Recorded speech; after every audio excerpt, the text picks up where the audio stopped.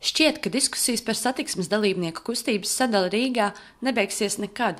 Arī šovasar, brīdī, kad riteņbraucēju skaits sasniedzis kritisko masu, mēdījos un sociālajos tīklos, īpaši vietnē Twitter, izvērsās plaša diskusija par riteņbraucēju tiesībām, velosipēdu celiņu neesamību un agresīviem autovadītājiem.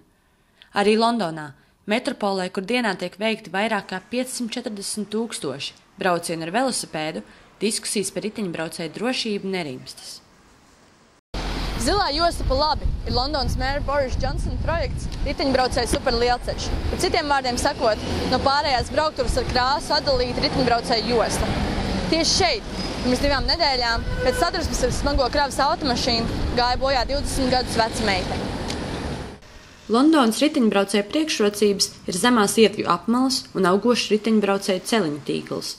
Tomēr arī tas neatrisina visas problēmas. Kravas automašīnas, lai arī ir mazākā satiksmes dalībnieku daļa, pēdējo 3 gadu laikā ir bijušas par iemeslu 53% velosipēdistu nāves gadījumu avārijās uz ielām. Bailes no negadījumiem londonieši min kā galveno iemeslu nepārvietoties ar velosipēdu ikdienā. Uz ietvēm gan riteņbraucēji ir strikti aizliegti, un par šādu patvaļību draud liels sods.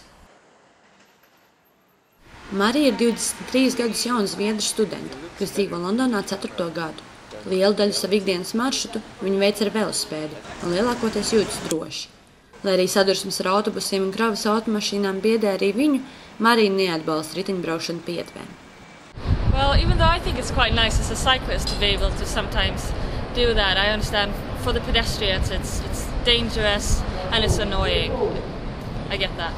Yeah, in London they've become pretty strict with trying to police the cyclists so they don't just go through red lights and drive in the wrong direction on one direction streets, and yeah, I've been fined, and then yeah, it's made me a bit more cautious. I used to be a bit of a road rebel. 15. jūlija rītā centrālajā Londonā gāja bojā jau 5. riteņbraucējs šogad. Nākamajā dienā vairāk 100 velosipēdistu pulcējās, lai dotos protesta braucienā un pievērstu uzmanību riteņbraucēju drošībai uz ielām. Charlie Lloyd no Londonas riteņbraucēju kampaņu organizācijas stāsta par viņa prāt lielākajām riteņbraukšanas problēmām Londonā. It is mixing with heavy fast traffic, and there is not enough spare space, not enough dedicated space for cyclists, and just too much heavy traffic. Here, cycling on pavements is generally against the law, and so all the people who walk on pavements, the pedestrians, aren't expecting cyclists, and they get quite distressed, and they're worried that they might get knocked over. So there is concern, and it will distress pedestrians unless we have a huge cultural shift.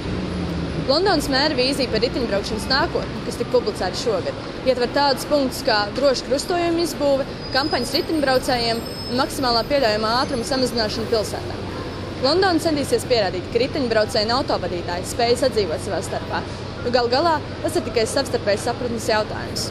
No Londonas ziņoja Edīta Garjāna.